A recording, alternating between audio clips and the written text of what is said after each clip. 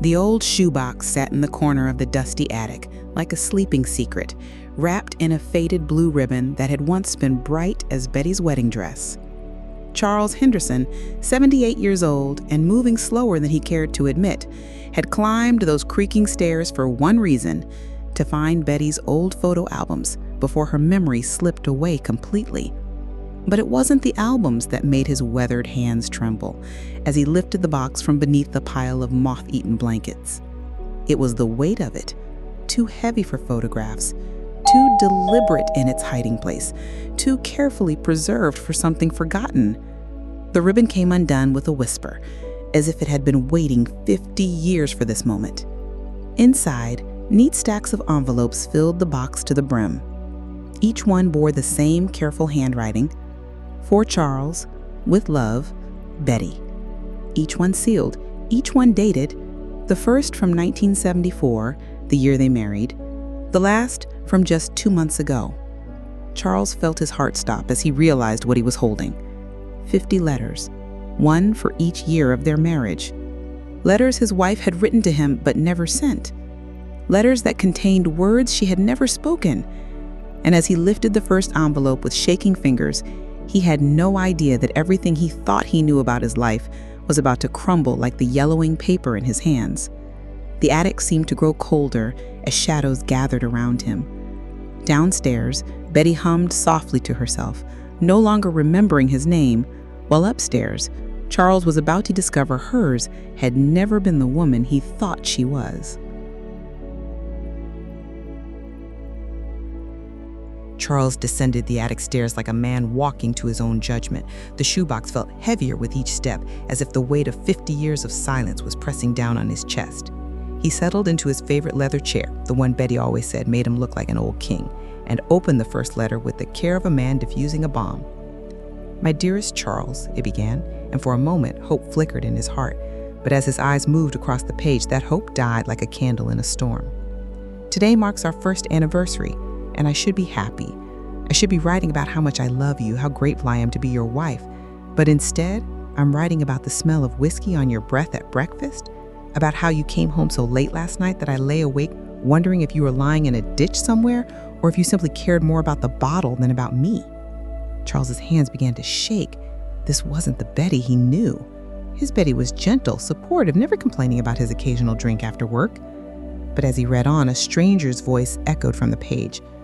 "I wonder if you even notice how I flinch when you reach for me now, how the smell of alcohol makes my stomach turn. I wonder if you know that I cry myself to sleep some nights, not because you're drunk, but because you're absent even when you're sober. I married a man who promised to love me, but I'm living with a ghost who barely sees me." The letter was dated 1975. Charles remembered that year differently. He remembered laughter, weekend drives, Betty's smile when he brought her flowers. He didn't remember the drinking being a problem. He didn't remember her tears.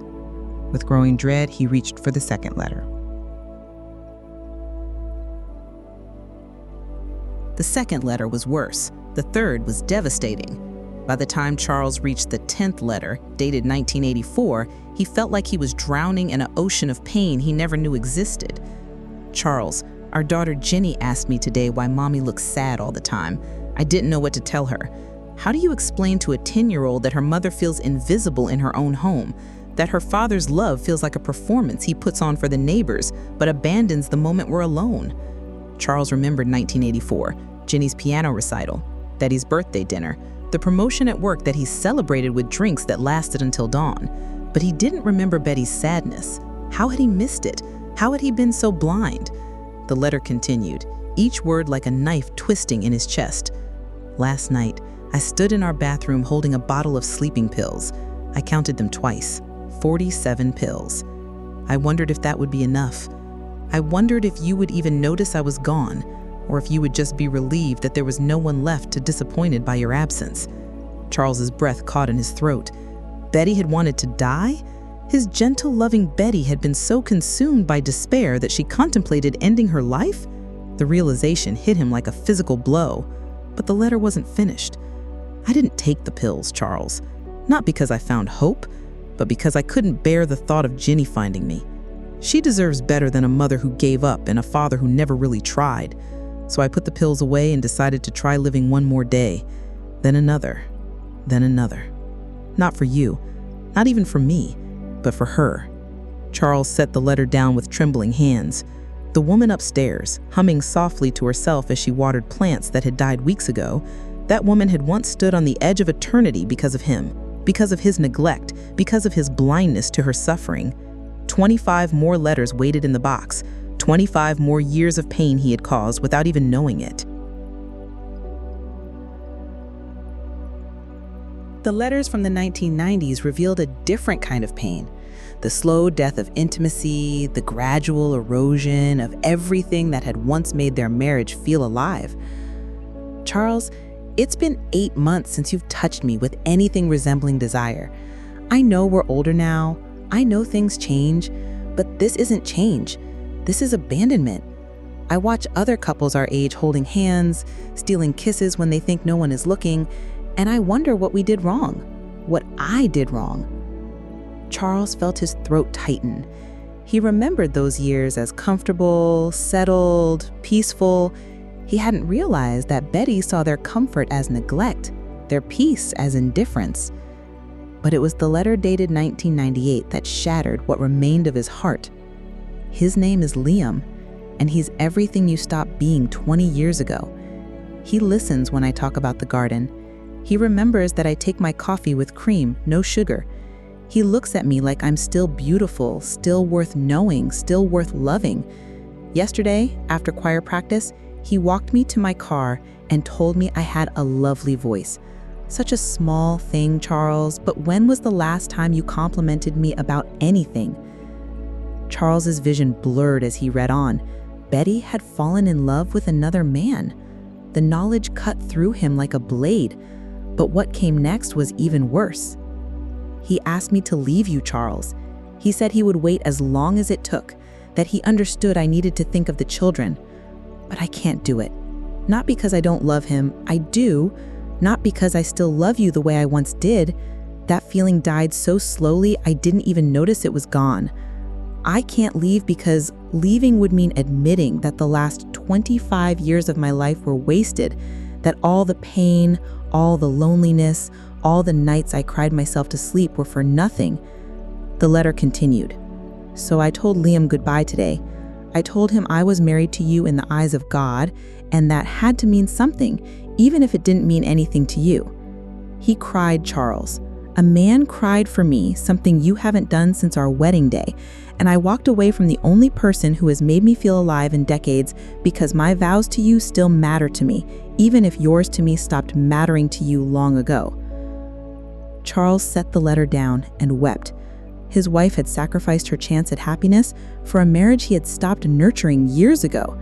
She had chosen loyalty over love, duty over desire, and he had never even known she was making that choice. Charles spent the next 2 hours reading through letter after letter, each one revealing another layer of pain he had caused, another moment of connection he had missed, another opportunity for love he had squandered. By the time he reached the letters from 2010, his eyes were swollen from tears, and his heart felt like it had been shattered and reassembled wrong. The more recent letters showed a different Betty, one who had found peace in small things, who had learned to love the life she had instead of mourning the life she had lost. She wrote about her garden, about their grandchildren, about the quiet contentment of growing old beside someone, even if that someone had never truly seen her. Charles, I've decided something important. When the doctor tells me I'm dying, I'm going to give you these letters, all of them. 50 years of truth I was too afraid to speak out loud. Maybe it will be too late to change anything between us, but at least you'll finally know who I really was. At least you'll understand that our marriage wasn't the failure I used to think it was. It was just different than what I had dreamed. The last letter was dated just 3 months ago. Charles opened it with hands that could barely grip the paper. My darling Charles, I think something is wrong with my mind. I forgot where I put the car keys yesterday, and today I couldn't remember our grandson's name. I'm scared, Charles. I'm scared that I'm losing myself, and I never got the chance to let you really know me.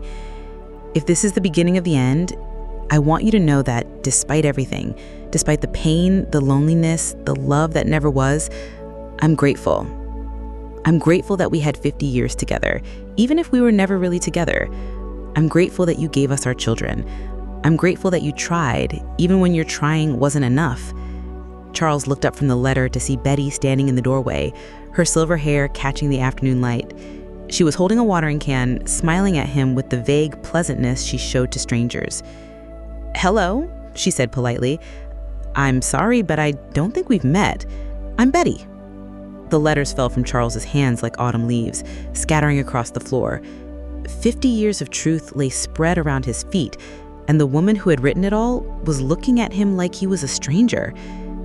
"Betty," he whispered, rising from his chair. "Betty, it's me. It's Charles, your husband." She tilted her head, studying his face with polite confusion. "That's a nice name, Charles. I think I knew someone named Charles once." The cruel irony hit him like a physical blow. After 50 years of not truly seeing his wife, she could no longer see him at all. The next 3 days passed in a fog of devastating silence. Charles tried everything. He showed Betty their wedding photos, hoping to spark a memory. She complimented the lovely couple as if they were strangers. He played their wedding song, watching her face for any flicker of recognition.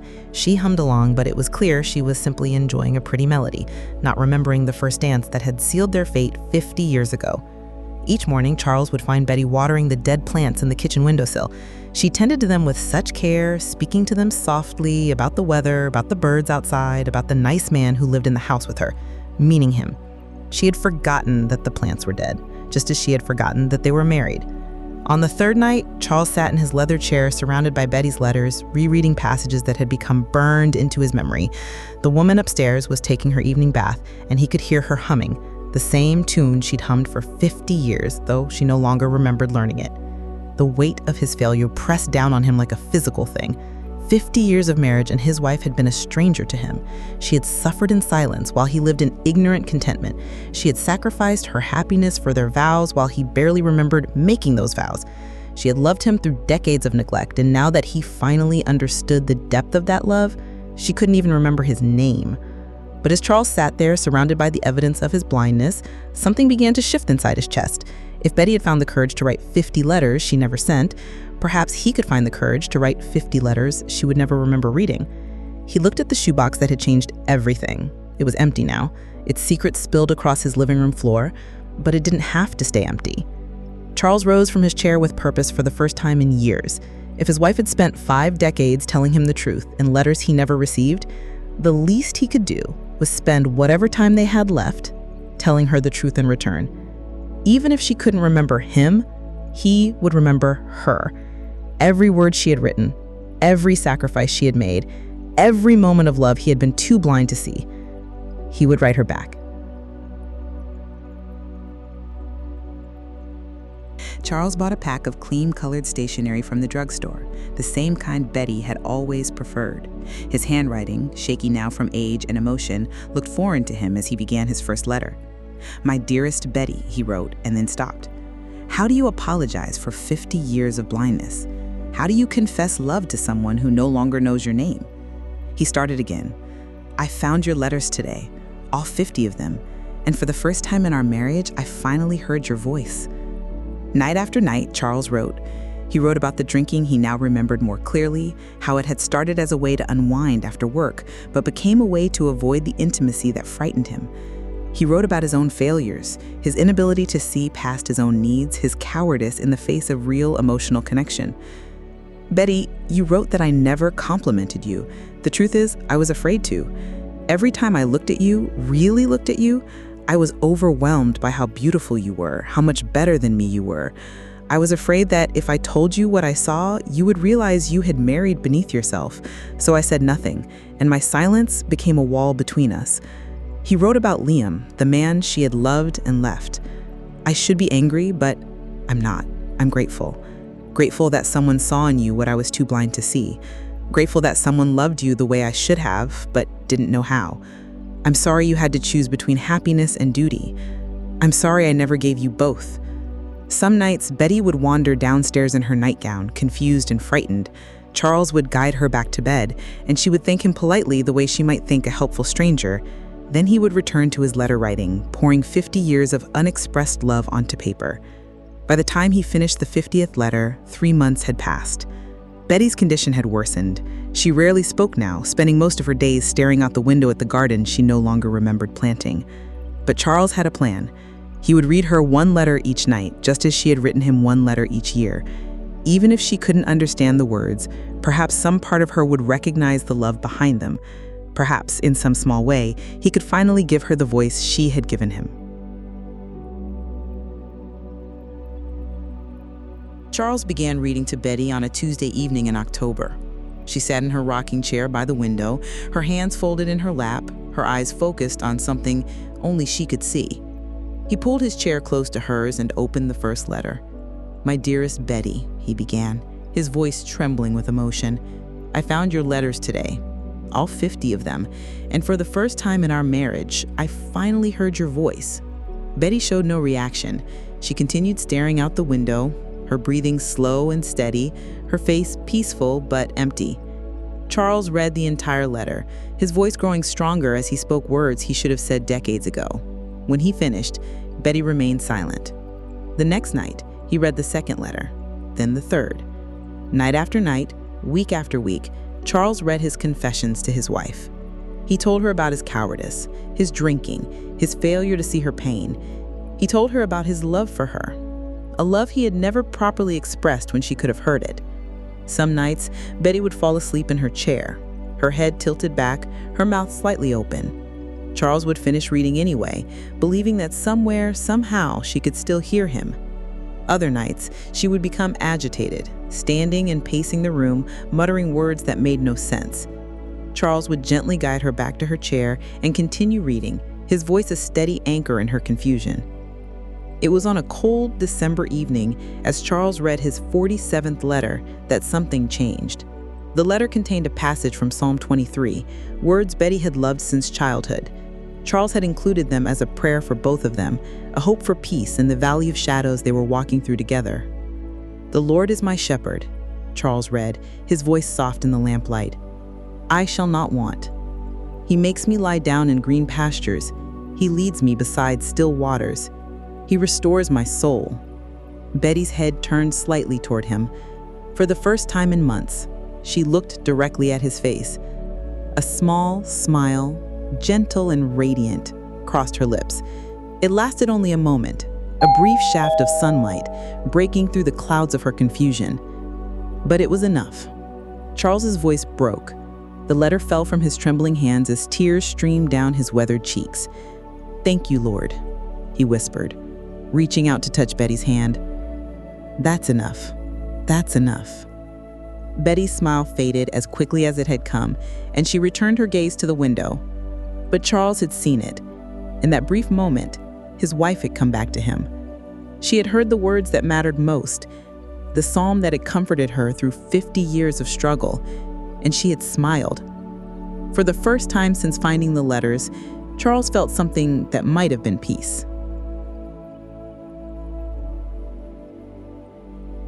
Charles read his final 3 letters over the next week. Betty never smiled again, but he no longer needed her to. That single moment of recognition had been enough, a gift of grace that told him love transcends memory, that the heart remembers what the mind forgets. 2 weeks after Christmas, Betty passed away quietly in her sleep. Charles found her in the morning, peaceful and still, her hands folded over her chest as if she were praying. The winter sunlight streaming through their bedroom window made her silver hair look like spun silk, and for a moment she looked like the young woman he had married 50 years ago. At the funeral, people spoke of Betty as they remembered her. Kind, gentle, devoted, a wonderful wife and mother, a faithful friend. Charles listened to their words and knew they were all true, but they were only part of the truth. The whole truth was in the letters, both hers and his, waiting in the shoebox on his kitchen table. That evening, as the last guest left and the house fell quiet for the first time since Betty's passing, Charles sat down with his fountain pen one final time. He wrote a 51st letter, not to Betty, but about her. About the woman she really was, the pain she bore, the love she gave, and the strength it took to do both for 50 years. When he finished, he placed all 101 letters in the old shoebox. Betty's 50 letters of truth, his 50 letters of apology and love, and his final letter of understanding. He tied them together with the same blue ribbon that had kept her secret safe all those years. On the ribbon, he attached a note for whoever might find the box someday. Here lies the real story of a 50-year marriage. Not perfect, not easy, but real. Read these letters and remember, the words we don't say matter just as much as the words we do. Love is not just feeling, it's seeing, hearing, understanding. And sometimes, if we're very lucky, we get a second chance to do it right.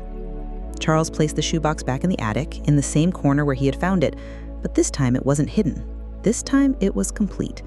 As he descended the stairs for the last time, Charles felt something he hadn't experienced in decades: peace.